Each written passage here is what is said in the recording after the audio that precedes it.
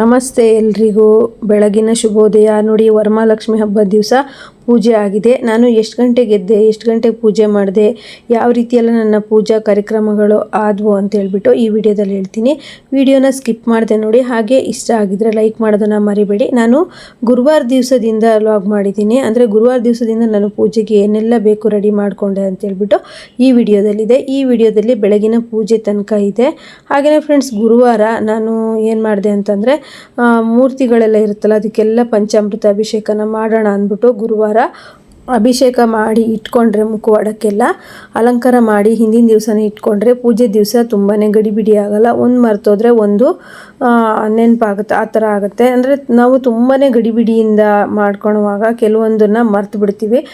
ಮತ್ತು ನಾವು ಒಬ್ಬರೇ ಲೇಡೀಸು ಎಲ್ಲದನ್ನು ಮಾಡ್ತಾ ಇರ್ತೀವಿ ಅಂದಾಗ ಏನಾದರೂ ಒಂದು ಮಿಸ್ ಆಗಿಬಿಡುತ್ತೆ. ಹಾಗಾಗಿ ತುಂಬ ಗಡಿಬಿಡಿ ಬೇಡ, ಸುಮ್ಮನೆ ಟೆನ್ಷನ್ ಬೇಡ ಅಂದ್ಬಿಟ್ಟು ನಾನು ಗುರುವಾರ ದಿವಸನೇ ಅಭಿಷೇಕ ಮಾಡಿ ಮೂರ್ತಿಗಳನ್ನೆಲ್ಲ ಎತ್ತಿಟ್ಕೊಂಡೆ.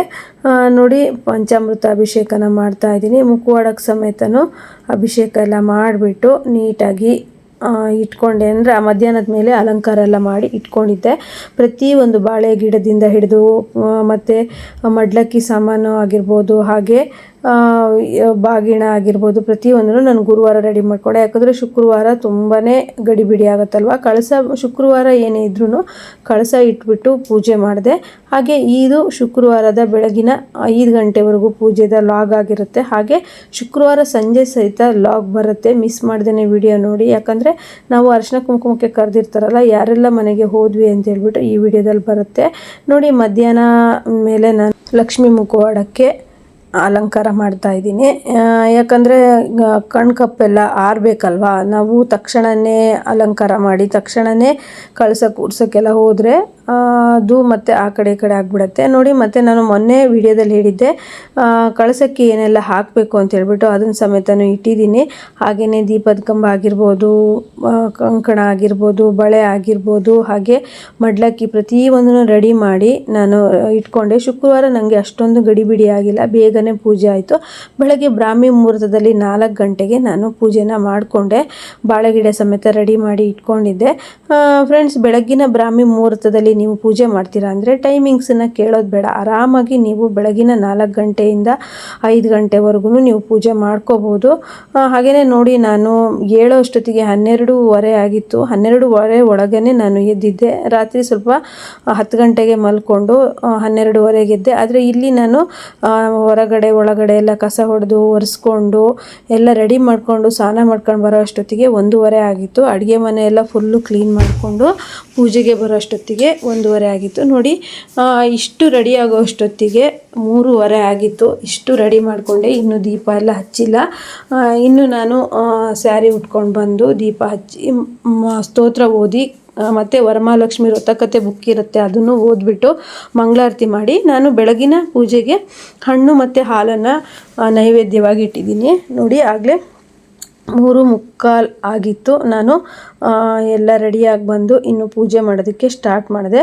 ಇದು ನಮ್ಮ ದೇವ್ರ ರೂಮಿಗೆ ಹೋಗುವ ದಾರಿ ನೋಡಿ. ಈ ರೀತಿ ಎಲ್ಲ ರೆಡಿ ಮಾಡಿಟ್ಕೊಂಡು ಫ್ರೆಂಡ್ಸ್, ನಾನು ತುಂಬ ಸಿಂಪಲ್ಲಾಗಿ ಪೂಜೆ ಮಾಡ್ಕೊಂಡಿದ್ದೀನಿ. ತುಂಬ ಆಡಂಬರದಿಂದ ಏನೂ ಪೂಜೆ ಮಾಡಿಲ್ಲ. ನನ್ನ ಕೈಲಿ ಎಷ್ಟು ಸಾಧ್ಯವೋ ಅಷ್ಟು ಪೂಜೆ ಮಾಡ್ಕೊಂಡಿದ್ದೀನಿ. ಪ್ರತಿ ವರ್ಷ ನಾನು ಇದೇ ರೀತಿ ಮಾಡ್ತೀನಿ. ಹಾಗೆಯೇ ಬೆಳಗಿನ ಪೂಜೆಗೆ ನಾನು ಹಣ್ಣು ಮತ್ತು ಹಾಲು ಮತ್ತು ಗಣಪತಿಗೆ ಕಡಲೆ, ಬೆಲ್ಲ ಈ ರೀತಿ ನೈವೇದ್ಯವನ್ನು ಅರ್ಪಿಸ್ತೀನಿ. ಮತ್ತು ನಾನು ಪೂಜೆ ಎಲ್ಲ ಆದಮೇಲೆ ಮತ್ತೆ ನೈವೇದ್ಯನ ಪಾಯಸ ಆಗಿರ್ಬೋದು, ಹೋಳಿಗೆ ಆಗಿರ್ಬೋದು, ಈ ರೀತಿ ಚಿತ್ರಾನ್ನ, ಕೋಸಂಬರಿ ಆ ರೀತಿ ಮಾಡಿ ನೈವೇದ್ಯ ಮಾಡ್ತೀನಿ.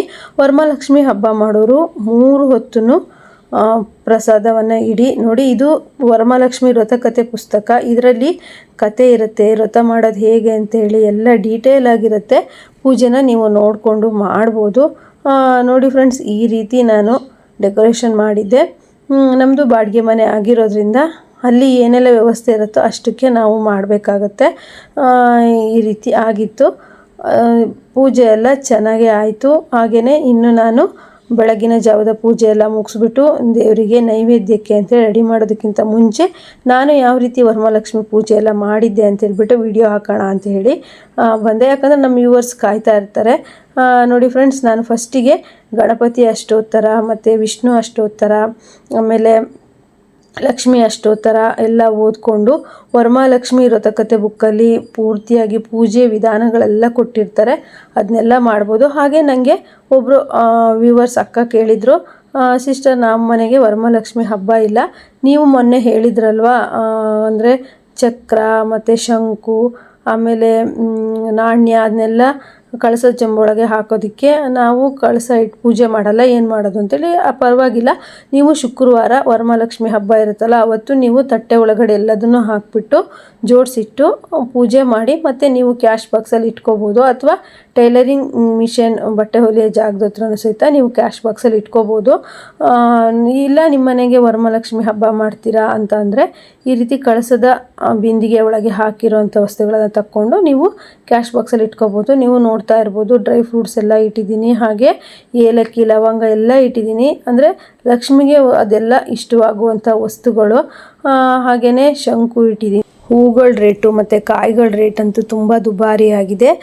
ಹಾಗಾಗಿ ನಾನು ಎಷ್ಟು ಸಾಧ್ಯವೋ ಅಷ್ಟು ಹೂವನ್ನು ತಂದು ಅಮ್ಮನಿಗೆ ಹಾಕಿದ್ದೀನಿ. ಅದು ಬಿಟ್ಟರೆ ನಾನು ಆರ್ಟಿಫಿಷಿಯಲ್ ಹೂವು ಯಾವುದನ್ನು ಸಹಿತ ಬಳಸೋದಿಲ್ಲ. ಅದು ಆರ್ಟಿಫಿಷಿಯಲ್ ಹೂವು ಕಣ್ಣಿಗೆ ನೋಡೋಕ್ಕೆ ಚೆನ್ನಾಗಿ ಅನಿಸುತ್ತೆ, ಆದರೆ ಅದು ಶ್ರೇಷ್ಠ ಅಲ್ಲ. ನೋಡಿ, ಬೆಳಗ್ಗೆ ಒಂದು 4:15 ಆಗಿರ್ಬೋದು, ನಾನು ತುಳಸಿ ಪೂಜೆ ಮಾಡೋಣ ಅಂತ ಹೊರಗಡೆ ಬಂದಿದ್ದಕ್ಕೆ ಇಷ್ಟು ಕತ್ಲಿತ್ತು, ನೋಡ್ಬೋದು ನೀವು. ನಾನು ಹೊಸಲೆಲ್ಲ ಬೆಳಗ್ಗೆ 3 ಗಂಟೆಗೆ ತೊಳೆದ್ಬಿಟ್ಟು ಒಳಗಡೆ ಹೋಗಿದ್ದೆ. ಈಗ ಬೆಳಗಿನ ಜಾವ ಆಗಿರ್ಬೋದು, ನೋಡಿ ಮನೆ ಮುಂದ್ಗಡೆ ಈ ರೀತಿ ಎಲ್ಲ ರೆಡಿ ಮಾಡಿದ್ದೀನಿ. ಹಾಗೆಯೇ ಫ್ರೆಂಡ್ಸ್, ನಿಮಗೆ ಈ ಪೂಜೆ ಎಲ್ಲ ಇಷ್ಟ ಆಗಿದ್ರೆ ಲೈಕ್ ಮಾಡೋದನ್ನು ಮರಿಬೇಡಿ. ಹಾಗೆ ಇನ್ನೂ ಸಹಿತ ನಾಳಿನ ಲಾಗಲ್ಲಿ ನಾನು ಸಂಜೆ ಎಲ್ಲಿಗೆಲ್ಲ ಅರಿಶಿನ ಕುಂಕುಮಕ್ಕೆ ಹೋದೆ ಅಥವಾ ನಮ್ಮನೆಗೆ ಯಾರೆಲ್ಲ ಬಂದರು ಅಂತೇಳ್ಬಿಟ್ಟು, ಮತ್ತು ಹಬ್ಬಕ್ಕೆ ನಾನು ಏನೆಲ್ಲ ಅಡುಗೆ ಮಾಡಿದ್ದೆ ಅಂತ ಹೇಳ್ಬಿಟ್ಟು ವಿಡಿಯೋ ಹಾಕ್ತೀನಿ. ಹಾಗೆಯೇ ನೋಡಿ, ತಪ್ಪದೆ ನೀವು ವರಮಹಾಲಕ್ಷ್ಮಿ ಹಬ್ಬ ಮಾಡ್ತೀರಾ, ಈ ವರ್ಷ ಆಗಲಿಲ್ಲ ನನಗೆ ನೆಕ್ಸ್ಟ್ ವರ್ಷ ಮಾಡ್ತೀರಾ ಅಂತಂದರೆ ಈ ಬುಕ್ಕು ಗ್ರಂಥಿಗೆ ಅಂಗಡಿಯಲ್ಲಿ ಸಿಗುತ್ತೆ. ತಂದುಬಿಟ್ಟು ನೀವು ಯಾವ ರೀತಿ ವ್ರತ ಮಾಡಬೇಕು ಅಂತ ಎಲ್ಲ ಬರೆದಿರ್ತಾರೆ, ಆ ರೀತಿ ನೋಡಿಕೊಂಡು ನೀವು ವ್ರತನ ಮಾಡ್ಬೋದು. ನಾವು ಫಸ್ಟು ಈಗ 22 ವರ್ಷ ಆಗ್ತಾ ಬಂತು ವ್ರತನ ಮಾಡ್ತಾ. ಫಸ್ಟಿಗೆ ನಮಗೆ ತುಂಬ ವಿಷಯಗಳು ಗೊತ್ತಿರಲಿಲ್ಲ, ಆದರೂ ಎಷ್ಟು ಗೊತ್ತಿತ್ತು ಅಷ್ಟರಲ್ಲಿ ಶುದ್ಧ ಮನಸ್ಸಿಂದ ಭಕ್ತಿ ಮಾಡ್ಕೊತಾ ಬಂದ್ವಿ. ಅಮ್ಮ ಒಳ್ಳೇದು ಮಾಡ್ಕೊತಾ ಬಂದರು. ಹಾಗೆ ನಮಗೆ ಪ್ರತಿ ವರ್ಷವೂ ಒಳ್ಳೇದಾಗ್ತಾ ಬರುತ್ತೆ. ಹಾಗೆಯೇ ಯಾರಿಗೆಲ್ಲ ವರಮಹಾಲಕ್ಷ್ಮಿ ಹಬ್ಬ ಮಾಡಬೇಕು ಅಂತ ಇರ್ತೀರೋ ತಪ್ಪದೆ ನೆಕ್ಸ್ಟ್ ವರ್ಷ ಮಾಡಿ, ಅಥವಾ ಇವಾಗ ರೆಡಿ ಮಾಡಿಕೊಂಡು ಸಂಜೆ ನೀವು ಲಕ್ಷ್ಮಿ ಫೋಟೋ ಇದ್ದರೂ ಸಹಿತ ಅದಕ್ಕೆ ನೀವು ಹೂವು ಇಟ್ಬಿಟ್ಟು ನೈವೇದ್ಯ ಇಟ್ಬಿಟ್ಟು ಬೇಡ್ಕೊಂಡ್ರೆ ಸಾಕು. ನಿಮಗೆ ಅಮ್ಮ ಇವತ್ತು ಅಷ್ಟು ಒಂದು ಶ್ರೇಷ್ಠವಾದ ದಿನಾನೇ ಅನ್ಬೋದು. ನಮ್ಮ ಎಲ್ಲ ಸಂಕಷ್ಟಗಳು ಪರಿಹಾರ ಆಗುವಂಥ ದಿನ.